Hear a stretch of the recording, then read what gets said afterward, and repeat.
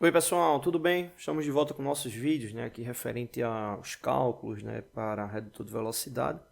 No último vídeo a gente fez o cálculo da RPM e hoje a gente vai falar rapidinho sobre relação de redução.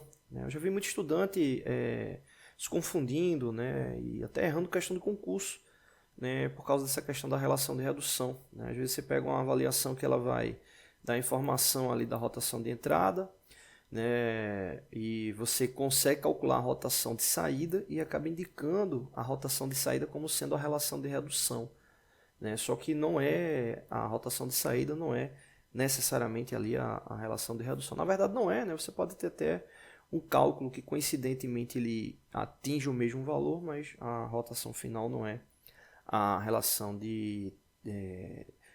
que diz respeito à relação de transmissão, No caso, para você encontrar a relação de transmissão, para o redutor de velocidade coroa sem fim, você pode pegar ali a quantidade de número de dentes, nesse caso aqui a gente já verificou que é 40, e multiplica ali pelo número de entradas, ou seja, 40 multiplicado por 1 vai dar 40. Então, nesse caso aqui, a relação da transmissão seria de 40 para 1. Mas uma outra forma, até mais indicada para poder fazer essa análise, é pegar a rotação de entrada, ou seja, nesse caso aqui 1760, e dividir pela rotação de saída. Então você pega aqui, 1760, divide por 44 e vai encontrar exatamente 40. Então a relação de redução é de 40 para 1.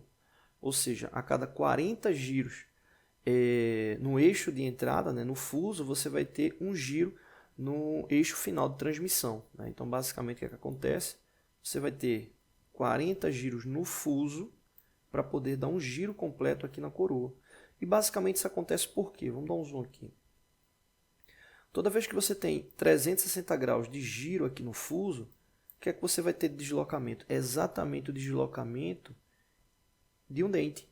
Ou seja, você vai ter o deslocamento de um dente. O dente vai estar em um ponto, ele vai estar deslocando ali para o outro, quando você tem essa 360 graus aqui no fuso.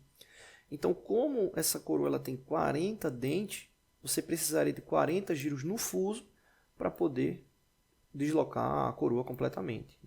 E no caso, se ela tivesse a relação ali de dois dentes, de entrada, eu até coloquei uma informação errada aqui. Deixa eu até voltar aqui, que foi aquela logo do início. Deixa eu voltar aqui, que eu tinha dito que você consegue calcular a relação de redução pegando o número de dentes ali da coroa e multiplicando ali pelo número de filetes do fuso, Só que na verdade não é multiplicando, é dividindo. Então você teria Z40 e dividiria por 1. Nesse caso aí daria 40 para 1. Aí supondo que você tivesse dois filetes ali de entrada, porque o que acontece? Quando você tem mais de um filete, você vai ter a relação de redução, vai ter a relação de redução, mas o número de filetes ele amplia proporcionalmente ali a rotação final.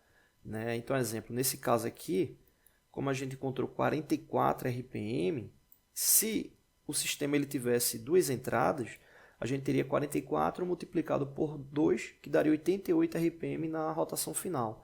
Então você teria 1760 dividido nesse caso aí por 88. Então 1760 dividido por 88 daria exatamente 20. Ou seja, você teria uma relação de redução de 20 para 1, e não de 80 para 1, como eu disse no início do vídeo. Então, você vai pegar o número de dentes da coroa e dividir pelo número de entradas, que é uma forma para você encontrar a relação de redução.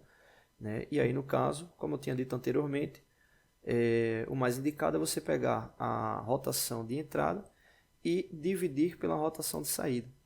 Então, aqui no caso, 1760 dividido por 44 vai dar 40. E da mesma forma, se tivesse duas entradas, seria 1760 dividido por 88, que daria 20. Então, voltando aqui para a coroa, nesse caso, como você tem 40 dentes, quando você dá esse giro completo, você desloca exatamente ali um dente.